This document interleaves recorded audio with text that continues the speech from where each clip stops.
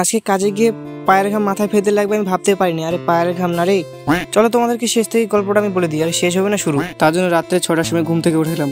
আর ভাই তুই চশমা পরছিস কেন, তুই কানা নাকি? আরে না ভাই, এটা আমার ফ্যাশন। ফ্রেশ হয়ে মার কাছ থেকে লুচি পুরি নিয়ে নিলাম। আর ভাই লুচি পুরি না ওগুলা, তাহলে আরে বিরিয়ানি। আর তুইও যা বলিস না উল্টা পাল্টা কথা। খেয়ে দেখি পুরো সেটা ভাঙা টেস্ট হয়েছে, কারণ বাবার হাতে রান্না। আর তোর বাবা রান্না করছে না তোর মা? ওহো, আমার মা রান্না করছে। তাহলে তারপর ব্যাংকের বইটা হাতে নিয়ে নিলাম। আর ব্যাংকের বই না রে ভাই, এটা আধার কার্ড। তোমরা কি ভাবছো আমি কি করবো আধার কার্ড? চলো পুরো ভিডিওটা দেখো, তাহলে বুঝতে পারবে।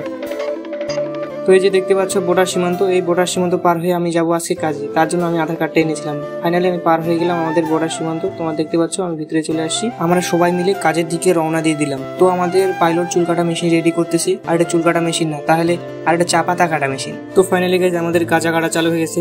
আরে গাঁজা কাটা না রে, এটা চা পাতা, চা পাতা। তো আমরা এইগুলা বস্তাতে লোড দেবো।